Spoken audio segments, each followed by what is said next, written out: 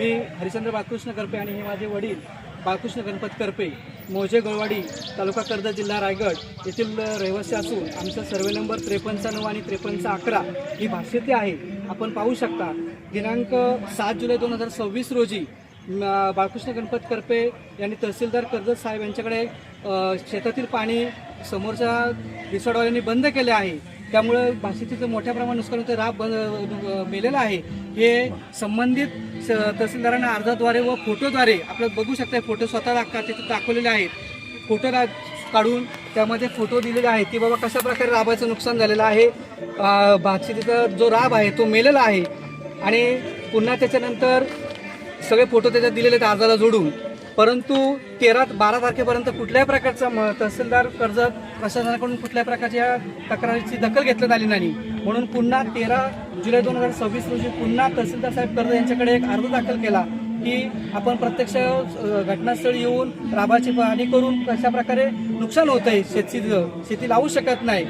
त्यानंतर 19 जुलै रोजी मंडळाधिकारी कशळे शेट्ट्यानं या ठिकाणी प्रत्यक्ष भेट देऊन पाहणी केली शेताची की पाणी तापलेलं आहे, राब मेलेला आहे.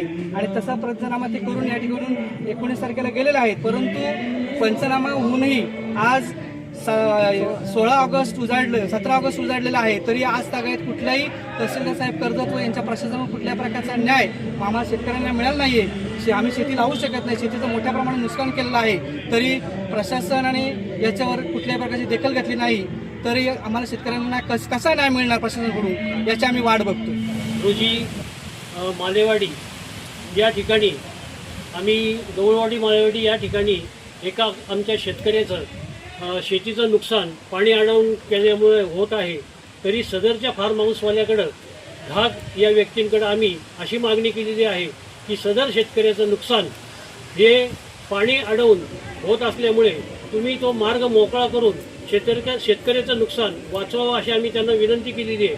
त्या अनुषंगाने आम्ही त्यांना 2 दिवसाची मुदत दिलेली आहे. 2 दिवसामध्ये योग्य ती कारवाई न केल्यास आम्ही किसान क्रांती संघटना, मी प्रवक्ता म्हणून सुरेश खानविलकर आणि माझे सहकारी सगळे, त्याबरोबर आमचे पत्रकार माळी, तसेच जिल्हाध्यक्ष भरत राणे, तसंच तालुका अध्यक्ष आमचे शरद तवळे आणि शेतकरी आणि आमचे इतर सहकारी या ठिकाणी उपस्थित आहोत. तर समंजसपणे या शेतकऱ्यांना जर न्याय दिला नाही तर आम्ही किसान क्रांती संघटनेच्या वतीने निश्चितपणे मोठे आंदोलन करू. याची जबाबदारी सर्व घाग या फार्म हाऊसवाल्यावर असेल.